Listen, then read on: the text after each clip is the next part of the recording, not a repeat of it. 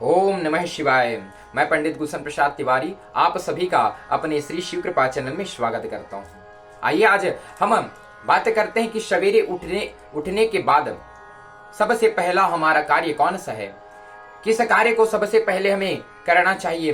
बिस्तर से उठते ही, सैया से उठते ही सबसे पहला हमारा काम कौन सा रहना चाहिए।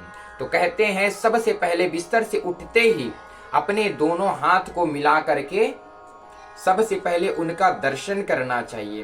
कहते हैं काग्रे वस्ते लक्ष्मी कर मध्ये सरस्वती कर्म मूले स्थितो गोविंद प्रभाते कर दर्शनम। इस हाथ के में माता लक्ष्मी, सरस्वती और भगवान नारायण का वास होता है। समस्त देवी देवताओं का इन हथेलियों में वास होता है। इन हथेलियों को देख करके तद उपरांत जो है इन हथेलियों को आपस में रगड़ कर सुंदर इन हाथों को अपने चेहरे में लगाना चाहिए। इस प्रकार से करने से आपके बुद्धि में, धन में और इतना ही नहीं, आपके भविष्य में जो समस्या है वह सब निवारण हो जाएगा।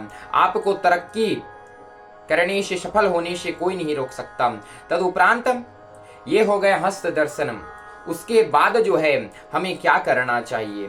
तो कहते हैं उसके बाद जो है हाथों का दर्शन के बाद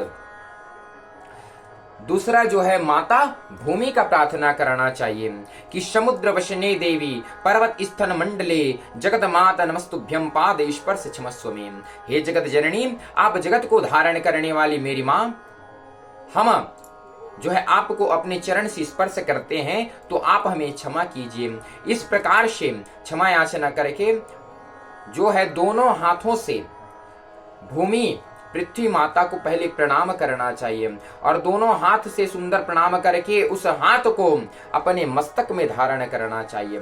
इस प्रकार से करने से भाग्य का उदय जो है प्रारंभ हो जाता है। इस प्रकार से सवेरे सबसे पहले उठते साथ जो है इन दो काम को विशेष रूप से करना चाहिए। पहला हस्त दर्शन, दूसरा भूमि प्रार्थना।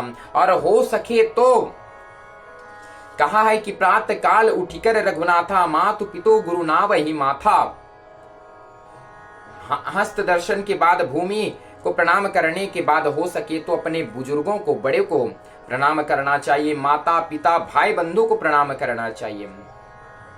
इस प्रकार से प्रणाम या सुबह उठ करके ये तीन काम विशेष करना चाहिए। ऐसे ही धार्मिक जानकारी प्राप्त करने के लिए हमारे यूट्यूब चैनल को अभी सब्सक्राइब कीजिए ताकि आपको हर दिन नया नया अपडेट, नई नई जानकारी, नई नई कथाओं के बारे में जानकारी आपको प्राप्त होता रहे।